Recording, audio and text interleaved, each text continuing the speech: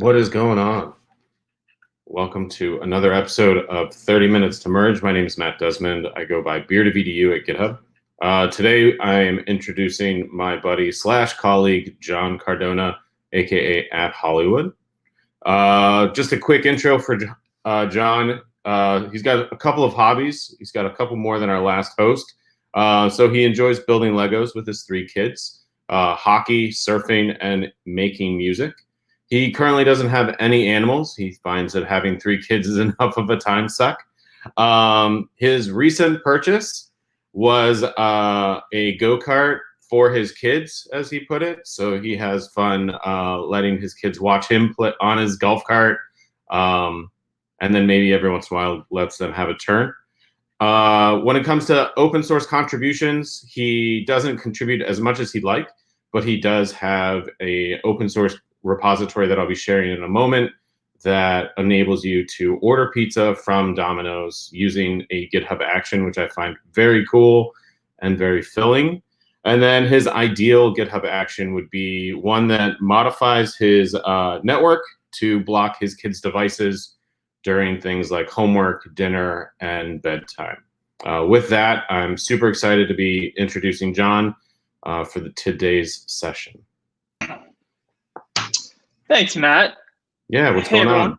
Not much. Appreciate it. This is a very special 30 minutes to merge, simply because it's kind of my first one, so it may only be special to me. But thanks for the invite. I know today we're going to be talking about collaboration as a whole. You know, it's really easy to work within the confines of a repository when it's only you.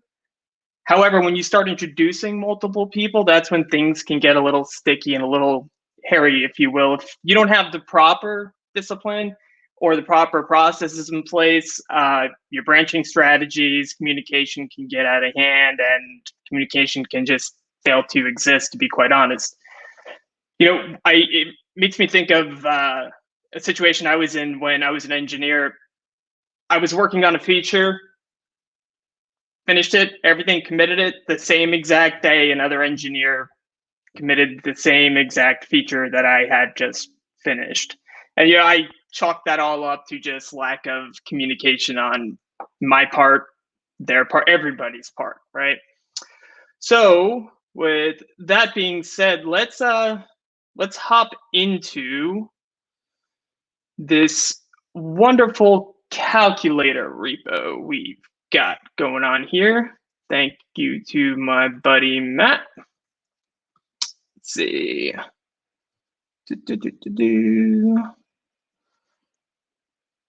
All right. Calculator JS node. Okay, that took a second. So simple repository, JavaScript, HTML. You know, the end goal here is we're going to show releases. We're going to show a calculator being deployed to Azure. We're going to show multiple deployments based on particular branches that you're on, and just kind of the overall construct of how to collaborate with folks internally.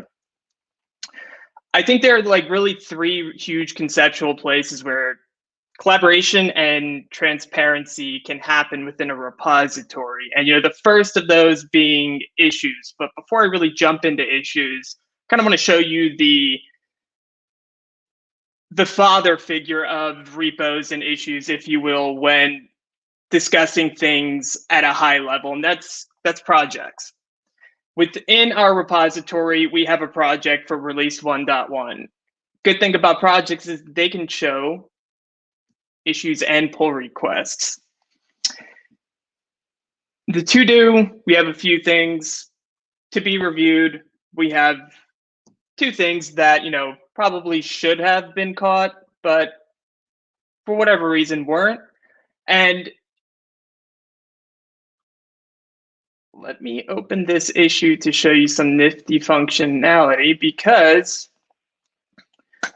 what these allow you to do is just kind of open that channel of communication between, you know, myself, other engineers. If I come through here and decide that I want to add hover text to calculator buttons like Beard just did, I could easily say, not worth the effort. We have different priorities, we have competing priorities, so on and so forth. However, if it's a simple enough task to perform, we could easily do so and then assign it to a release. Same goes with pull requests. Pull requests are the end game, right? The end goal of what we're trying to achieve. We go back to the project, adding hover text, the pull request, adding titles for each calculator button. This is what we're going to get to at the end.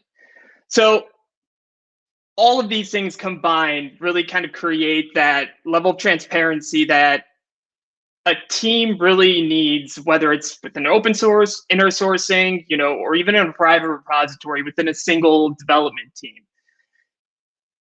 There's really no excuse as to why engineers should not be talking to each other and or having these types of conversations as the workflow goes on.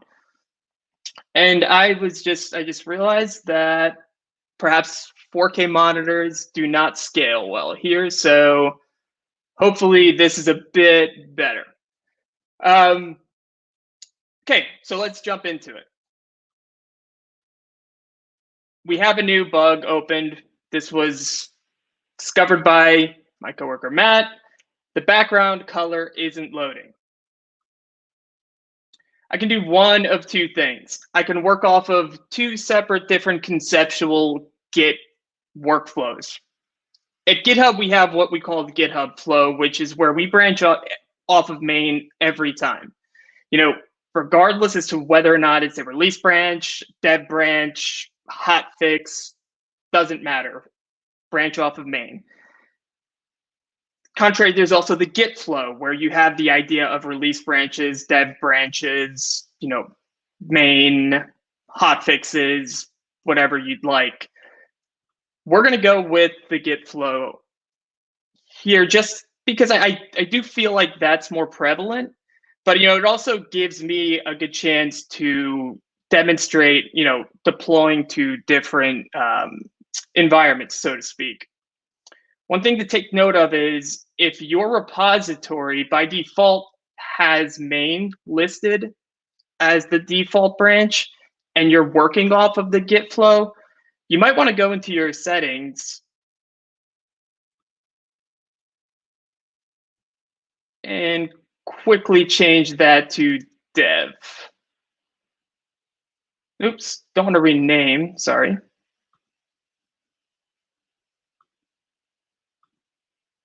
There we go.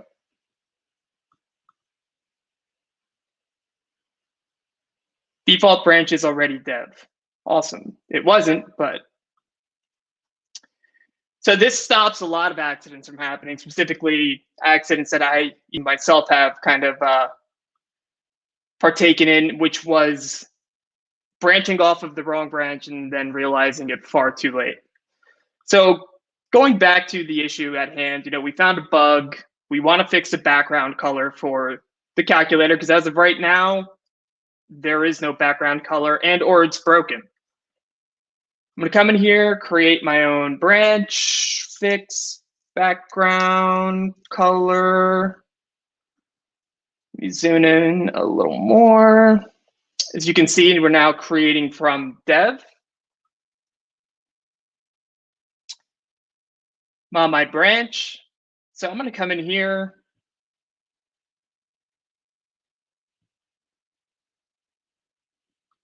As you can see, we have a background color.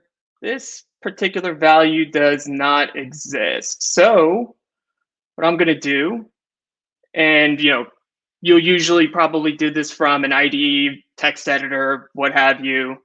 For the sake of this, I'm going to simply edit it in our online editor, which is perfectly fine with me. I typically like to give at least some idea of what my commit really is. I don't really like to kind of leave that watermark text there because, other developers looking at it, they could spend hours if this was, a 700 line long file thinking, what is update default CSS? So updating background color. We're going to commit it directly to the branch I created. Great, now we have an actual background color. The next thing I'm going to do from here is not just go back to the code screen and open up a PR, which you'll see at the top, but background color isn't loading. Gonna let Matt know that I'm on it.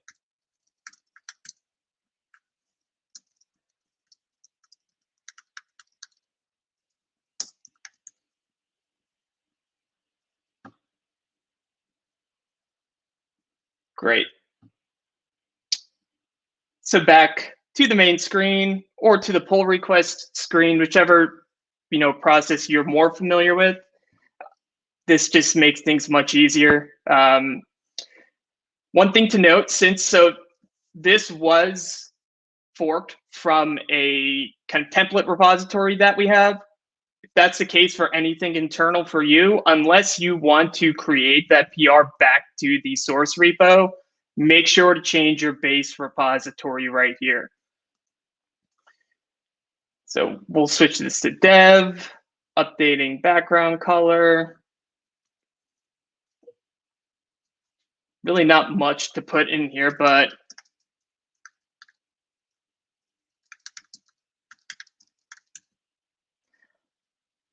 a good rule of thumb for PRs that I usually always follow is title being the what, the body being the why. Now, this isn't really a why, but for the sake of this, we'll go along with it. All right, create the pull request. And awesome. So this gives me a good opportunity to talk about another area of collaboration that really requires folks to collaborate within a repository, and that's the idea of code owners. In my checks here, you'll see code owner review required. Waiting on code owner review from Beer to Vdoo test calculator review. Now, a code owner can be a team, an individual, a set just of individuals not in a team, and you can set these particular values over certain areas within your code so that, if you have front-end experts on your team, CSS experts, like obviously I am, since I could just quickly change a background color value, you can assign those individuals to particular pull requests that preside over particular files. If you have database, backend DBAs on your team, you have all of these things in the same repository, you can do that there as well. If we go back, I'll show you what a code owner file looks like if folks haven't seen one. It's simply called code owners. You'll create it in your main top level branch. And as of right here, we just have a star, meaning that Beer to Vdoo test calculator review needs to review everything. You can replace this star with things like folder paths, file names, star.js. So for instance, any JavaScript files, or star.css for any CSS files and things like that. And so that just makes the accountability there, and it gives the team a chance to kind of discuss changes, because these changes happen outside of the team that presides over these areas. It's a good idea for those individuals to chat and kind of understand why those changes are being made. So it looks like Matt has approved my PR, which is good news.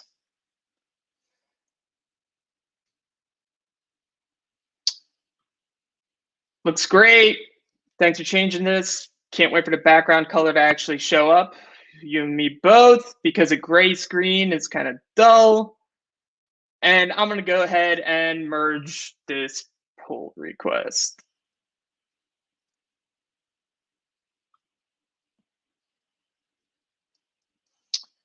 Pull request merge. Going to the branch, you can see I have one commit merged into dev. And with that, I have my node CI check running. I have my release drafter check running, and I am currently deploying to our development instance on Azure. I will show you all what this looks like just a second. I just want to run through kind of another workflow here too. So we've just deployed to the development instance to test this out, right? We decide that everything's golden, great, wonderful. We want to create a release from it. Once we do that, it'll push to a separate environment. But in order to do that, we need to create an actual release branch. So let's check out our check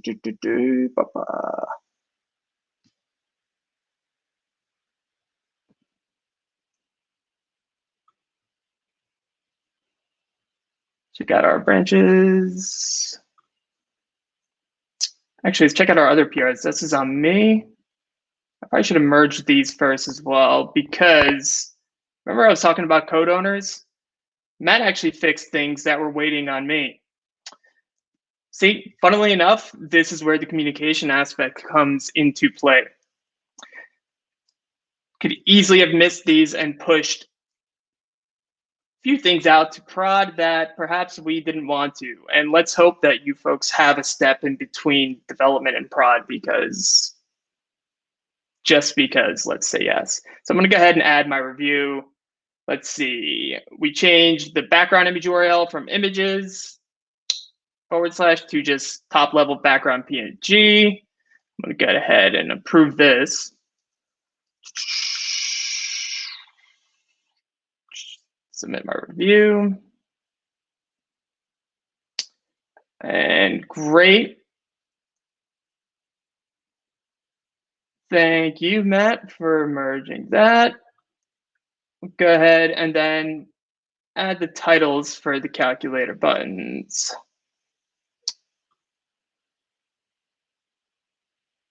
View changes. Looks good. Submit review. All right.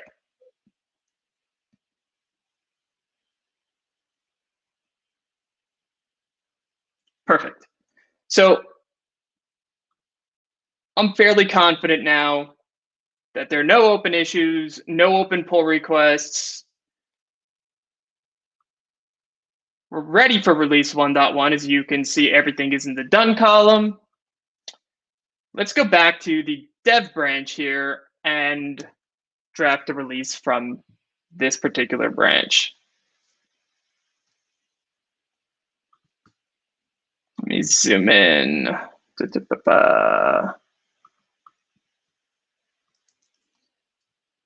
And let me actually show you folks what it looks like as well. Here you go. Isn't this the most amazing functionality you've seen? What's 23 plus 11? Life-changing. Prior to this, there was, just gray screen. So these are what those fixes implemented. The nice seafoam green and dark blue, amazing color contrast. I don't proclaim to be a UX designer, so let's go ahead and draft a release. So you can do this one of two ways. With your release management action, you can use the / like the normal Git flow does. So it would be something along the lines of like that, to kind of designate that you're in a release branch, or that for hotfix, so on and so forth. For the sake of this, we're simply going to just release hyphen. We'll just do 1.1. I'll do 1.1. Create this from development. from here, I'm going to have an action run that automatically looks for open branches, parses out the branch name, and in a very rudimentary regex determines if it's a release branch. If it is a release branch, we're going to run a few tasks. Once those tasks run, then we can go ahead and create our release. While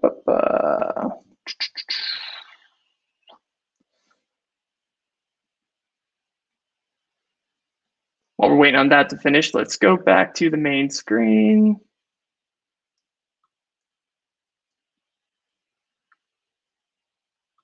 If you've noticed, we now have release notes that were automatically created for us by our actual changes, by the commit messages themselves. That's why it's really important to give them meaningful messages, because if you do, there's a GitHub action called release drafter that will build these release notes for you. So it's invaluable, because chances are a lot of you work on teams that push things out without release notes. Not going to assume, I'm just basing that off my own experience. Finding release notes for a lot of things over my career have been hard in various different places. So from this, I'm going to click draft. We see our draft here. We have who actually committed these individual items. Let's check on our action. That is done and has been deployed to our release environment. Let me grab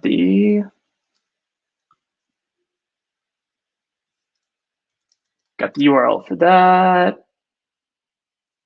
Let's go back here. So if you notice, we're in staging. I'm going to go to release. There we go. We've deployed this through a GitHub action using publishing profiles that we downloaded off of Azure. So when I go to releases, the last thing I'm going to do is draft a new release.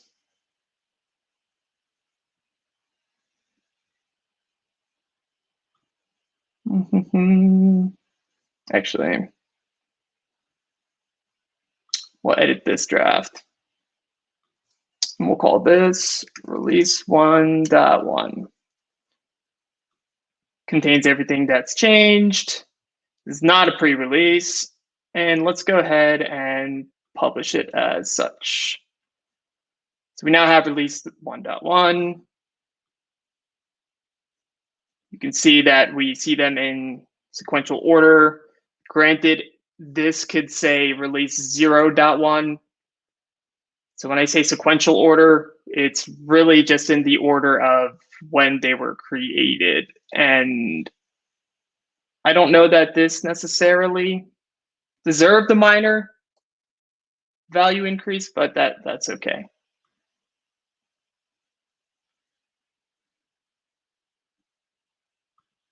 Cool. We created that. You could see 39 seconds ago, we have a new release. And let's check out our production environment.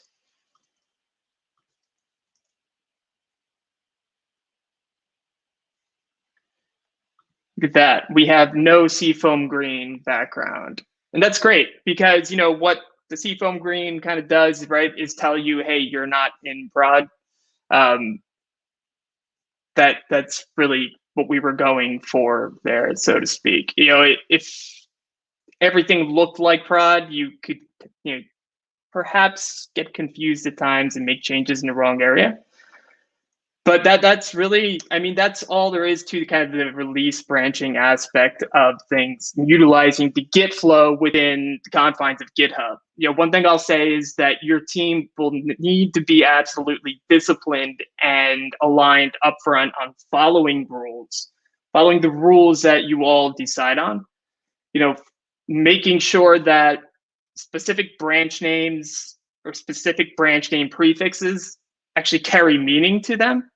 Not just having 1,000 separate meanings for the word dev, or 1,000 different spellings of the word dev, meaning, dev, development, things of that nature.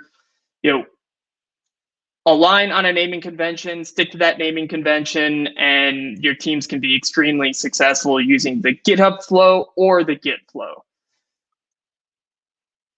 What's great about having these release branches as well is that if I publish release 1.2, say I find a major security vulnerability in release 1.1, as we're publishing release 1.2, I can easily come back and retroactively apply the fixes to these release branches, so long as they have not been deleted. Yeah, so I mean that's really it from the branching aspect side of things. So kind of to recap, talk it out in issues. If you have a problem, the more transparency you have, the better, because that means the more eyes will be on things. Especially if you're working within an organization, right? If many people can see a repository, it's not hard to search for particular topics. And I can't tell you the number of times I've searched for something internally here at GitHub and have found what I was looking for in a completely separate repo. And that was due to having an issue created. We have a saying internally here that goes, put a URL on it. So, as long as it has a URL, people can find it, and the knowledge, the domain knowledge, so to speak, won't just live within a single individual or a few individuals. Pull requests, extremely powerful. The use of code owners and status checks. Again, in pull requests, don't just blindly go in there and click merge for the sake of clicking merge. Have a conversation, talk it out. A great example of a repo that I like to go look at and use when I discuss these things is the Bootstrap repository. If you look through their issues and PRs, you'll see tons of communication back and forth, and a lot of great communication as well. And lastly, projects. Here we go. If, you need even higher visibility for things that are in play. So for instance, if it's easier for you or your team to kind of just look at a board and visualize where everything is at any given time, projects are extremely easy to use, and they can be extremely powerful using automation specifically. So, you close a PR that's to be reviewed, it could automatically be moved to done. So a lot of the manual work has been taken away from us there. Yeah, I mean, that's really it from a collaboration standpoint. GitHub was built on the premise of collaboration with anybody from anywhere, right? So all of these tools, when used in conjunction with each other, are extremely powerful. So, the end of the day, it really just comes down to you and your team. You have to talk to each other, and you have to have these conversations. So thanks. I really appreciate everybody watching. My extremely exciting Pocket Calculator demonstration. And I got to give a lot of props to Beard Vidu or Matt for helping me set this up. Thanks, Matt. Yeah, no problem. And thanks everyone for watching. Super glad to help set this up. But yeah, so thanks very much for hosting today, or at least participating and showing off, working in kind of that like main dev feature workflow. We had a question that I'll kind of comment on in chat that was referencing like, if you already have tests set up, like why wouldn't you just check out to a feature branch off of main and then merge into your main or master via like a pull request after you've gotten like approvals from your colleagues and stuff. So if you wanted to touch on that, that'd be great. I kind of answered it in chat, but would love your thoughts as well as to like, why maybe you wouldn't use something like just a feature off of main. So like, why wouldn't you use GitHub Flow? It depends. If your team, so, in my previous life in professional services, I've worked with teams who are very proficient in Git flow and very proficient in GitHub flow. So depends on what your team is really used to. There's really no reason not to, per se. It just depends on the discipline of the team. Now, if you have automation that kicks off, let's say aside from, let's get GitHub flow aside, if you use Git flow, let's say, you have automation that kicks off for hotfix branches, for release, for dev, QA, and then you have main, you might need to go through certain workflows to get there. So that's a reason I can think of, but I don't disagree with what the user asked. I mean, that's the easiest way, really, to just branch off of main and boom, be done, instead of branch off dev, push back into dev, then push back into release, and so on and so forth. But yeah. Yeah, I would agree. I think starting, I like to say, like, starting small and then working your workflow up as you run into issues or you start to identify like that things aren't working for you or your team. I think that's just kind of how it works best, as opposed to like going grand or big with your workflow because you read like a blog or something and then trying to fit your team's workflow to that doesn't necessarily work.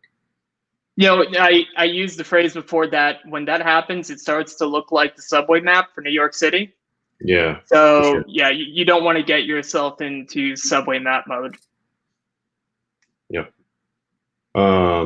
Yeah. So if there are any other questions that people have, feel free to throw it in chat. There might also be a link that we're going to throw into the GitHub community forum for the Q&A as well, which is where these questions, actually the topic of today's session was kind of sourced from the GitHub.community group, which is going to then like drive further 30-minute to merge conversations.